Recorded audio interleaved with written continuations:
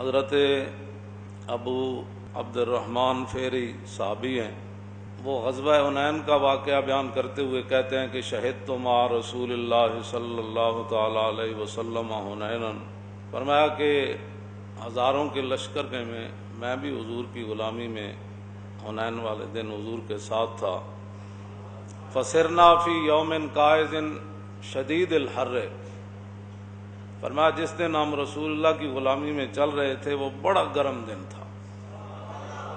فی یوم قائض شدید الحر، دن بھی گرم تھا اور نہ پوچھو کہ گرمی کتنی تھی۔ حضور کے ساتھ ہم چل رہے تھے اور نزلنا تحت ظل شجرۃ، پھر ایک جگہ رسول اللہ رکے تو صحابہ درختوں کے نیچے چلے گئے آرام کرنے کے لیے، تو میں بھی ایک درخت کے نیچے چلا گیا۔ فلما زالت الشمس، فرماتے ہیں جب سورج ڈھل گیا، یعنی حضور سورج ڈھلنے سے پہلے مسلسل چلتے رہے گرمی میں۔ صحابہ پر لاکھوں سلام ہو، انہوں نے پھر چیزیں بھی پوری بیان کی تاکہ بعد میں آنے والے اگر مگر سے کہیں دین سے بیزار نہ ہو جائیں اور تھوڑی سی تکلیف دے کر کہیں دین کو چھوڑ نہ دیں۔ فرمایا کہ جب سورج ڈل گیا تو فلبست لحمتی ورکبت فرسی، میں نے ہتھیار پہنے اور اپنے گھوڑے پر سوار ہوا۔ فاتحت رسول اللہ، حضور جہاں جلوہ گر تھے میں وہاں آیا۔ وہو فی فسطاطہ، حضور خیمے کے اندر جلوہ گر تھے۔ آپ سوچ سکتے ہیں خیمے میں کتنی گرمی، اور حضور وہاں تشریف فرما تھے۔ فقلت السلام علیکہ ورحمۃ اللہ وبرکاتہ یا رسول اللہ، کہتے ہیں میں نے سلام پیش کیا تو میں نے کہا قد حان الرواح، حضور کوچ کرنے کا وقت آ گیا ہے، بس ہم نے یہاں اتنی دیر ہی ٹھہرنا تھا، اب تو جس طرح آپ نے فرمایا تھا اب یہاں سے چلنا ہے۔ فقال اجل نام، حضور نے فرمایا ٹھیک ہے۔ اگلی باتیں جو ہے نا وہ بات تو ہر ایک ہی بے حساب ہے اور اس کی کوئی حد نہیں ہے، لیکن کہتے ہیں ثم قال قم یا بلال، میں نے جب عرض کی کہ حضور کوچ کا وقت ہو گیا تو حضور نے فرمایا بلال اٹھیے، تو کہتے ہیں فسارا من ذل سمرۃ کأن ذلہ ذل طائر، فرماتے ہیں کہ جس طرح بندے کو اچانک آواز دی جائے نا تو بندہ بڑا لڑکھڑاتے ہوئے تیزی سے اٹھتا ہے۔ کہتے ہیں حضرت بلال ایک کیکر کے درخت سے بڑی تیزی سے اٹھے، اور اگلی جو بات ہے وہ بڑی عجیب ہے۔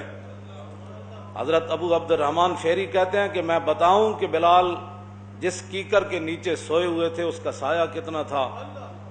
فرمایا کأن ذلہ ذل طائر، فرمایا جس طرح ایک پرندے کا سایہ ہوتا ہے نا، پرندے کا سایہ کتنا ہوتا ہے؟ فرمایا اتنا اس کیکر کے درخت کا سایہ تھا، اور بلال تیزی سے اٹھے۔ اور یہاں تو کسی کو روٹی ایک دن نہ ملے یا کہیں دین کے لیے کوئی تھوڑی سی مشکل آ جائے تو کہیں جی یہ کی ہے جی، او جی میرے خلاف تو پرچہ ہو گیا، او میرا تو پتر اندر چلا گیا، او جی میں تو مولانا صاحب بچنا ہی کوئی نہیں، سارے کوئی ادھر نسی جا رہا کوئی ادھر نسی جا رہا۔ آگے بات کیا کی حضرت بلال نے؟ تیزی سے اٹھے اور کہا فقالا لبیک وسعدیک وانا فداؤک، اے نہیں کیا حضور مر گئے، آج تک گرمی جو حضور حد ہو گئی، آج تک حضور انج ہو گیا، حضور آج تک جل گیا، جتھے ستا رہا اتھے تو حضور سایہ ہی کوئی نہیں سی۔ اے ویکھو بلال نا تیزی سے اٹھے اور آ کر بارگاہ قدس میں جب کھڑے ہوئے تو کہا لبیک وسعدیک وانا فداؤک، حضور غلام خوشی خوشی حاضر ہے اور قربان ہونے کے لیے حاضر ہے، فرمائیے کیا حکم ہے؟ بس اتنی بات ہے، اس سے بڑی کوئی بات نہیں ہے۔ جو اپنی مسجدیں نہ بچا سکے، صدیوں بعد اور 22 کروڑ اندر داخل ہو گئے. اور میں نے کہا تم نے حضور کے ساتھ سخت گرمی میں چلنا تھا اور اتنے سارے سائے کے نیچے سخت گرمی میں تم نے لیٹنا تھا, اور جب حضور آواز دیں تو چھلانگ لگا کر کھڑے ہو جائیں, حضور میں حاضر. تم نے کرنے تھے ایسے کام جو اپنی مسجدوں کی صفیں نہ بچا سکے, جو اپنی مسجدوں کی صفیں نہ بچا سکے. یہ اس طرح کی جو نماز یہ پڑھوانا چاہتے ہیں نا, اس طرح کی نماز کو دیکھ کر انہوں نے چونکہ تاریخ پڑھی ہوئی ہے, تو حضرت رومی جب سفیر آیا نا تو حضرت عمر کے دور میں اور نماز کا ٹائم ہو گیا تو حضرت عمر نے فرمایا باہر کھڑا ہو, دیکھ ہم اللہ کے سامنے کیسے سر و سجود ہوتے ہیں.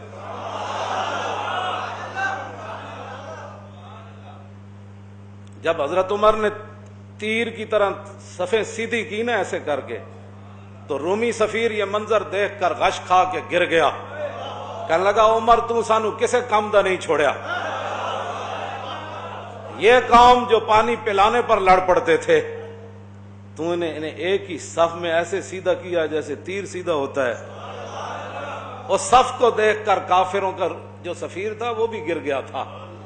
جو صفیں تم بنانا چاہتے ہو ان کو دیکھ کر تو کوئی تصور بھی نہیں کرے گا کہ یہ وہ نماز تھی جو رسول اللہ نے پڑھائی تھی. اور پھر جن لوگوں نے دین کی حفاظت کرنی تھی, 40-40 لاکھ مرید, دین کے بڑے کام ہو رہے تھے, تو میں نے کہا کون سے کام ہو رہے تھے؟ ایک بتاؤ بات, جب تم دین کے لیے کھڑے ہو کبھی سپیکروں کے اتارنے سے لے کر علماء کی اوپر والے سپیکروں میں تقریریں بند کرنے سے لے کر نصاب سے قرآن و حدیث نکالنے سے لے کر ختم نبوت پر ڈاکے سے لے کر ممتاز قادری کی پھانسی سے لے کر, اور آج مسجدوں کی صفوں کے اندر بھی اتنا وقت, تم بتاؤ تم کب کھڑے ہوئے ہو دین کے لیے؟ تم نے تو ہر موقع پر, اقبال کہتا ہے نا, یہ مصرع لکھ دیا کسی شوخ نے محراب مسجد پر کہ یہ ناداں گر گئے سجدے میں جب وقت قیام آیا. منڈیوں میں وقفے نہ ہوئے, بازاروں میں وقفے نہ ہوئے.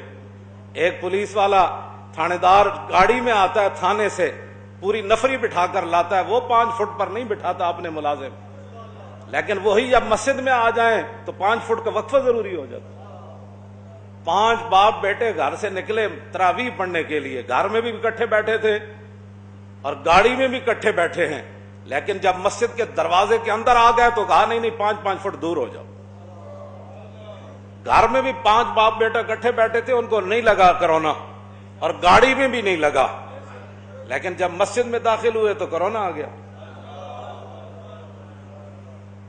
اقبال قلندر لاہوری نے یہ بات کی تھی, کہتا از غلامی دل بمیرت در بدن, از غلامی روح گردت بار تن, از غلامی ذوف پیری در شباب, از غلامی شیر غاب افگندن آب, از غلامی بزم ملت فرد فرد, ایواں با ایواں اندر نبرد. میں کہتا تھا اقبال یہ بات کیسے کر گیا, کے اندر قیام وہیں در سجود, کاروبارش چوں صلاتے بے امام. میں تو سوچتا تھا اقبال یہ بات کیسے کر گیا کہ ایک سجدے میں ہے دوسرا قیام میں ہے, ایک یہاں کھڑا ہے دوسرا 5 فٹ پر کھڑا ہے اور جماعت ہو رہی ہے.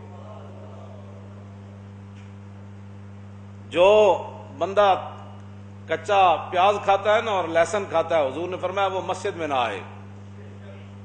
کیوں نہ ہے؟ اس کے منہ سے بدبو آتی ہے, اور وہ ساتھ نمازیوں کو بھی تکلیف دے گا اور اللہ کے فرشتوں کو بھی تکلیف دے گا.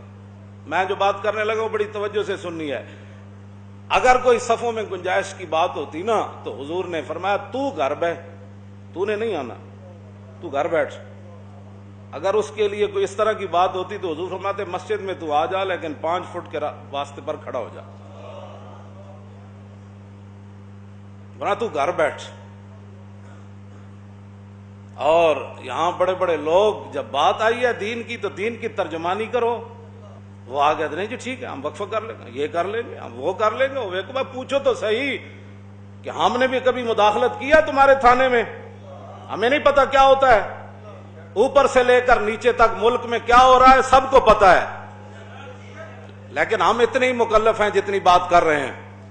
اور تم مسجدوں کو پڑھ گئے، پورا جناب میڈیا مسجدوں کو پڑھ گیا، لبرل پڑھ گئے، حکومت پڑھ گئی، سب جو مسجدوں کو پڑھ گئے. جب مسجدوں میں کرونا آنا تھا، مسجدوں میں کرونے کی بات نہیں ہے، یہ مسجدوں میں کرونے کی بات نہیں ہے، یہ دین کے خلاف سازش ہے. جو ہمارے آقا و مولا کو ظاہری حیات میں دکھ دینے سے باز نہ آئے، حضور نے ان کو امن دیا، مدینے میں ان قبیلوں کو امن نہیں دیا، فرمایا رہو، لیکن وہ رسول اللہ کے سامنے، خلق عظیم کے مالک کے سامنے، محبوب رحمت للعالمین کے سامنے حضور کے خلاف کون سی سازش تھی جو انہوں نے مدینے میں نہیں کی؟ حضور نے پھر تینوں کو نکال دیا، ایک کو تو ذبح کروا دیا قبیلے. تو کیا یہ یہودی اور یہ نصرانی حضور کے سامنے دین کے اتنے بڑے دشمن ہیں، تو صدیوں کے بعد تو دین دے سجڑ بڑھ گئے.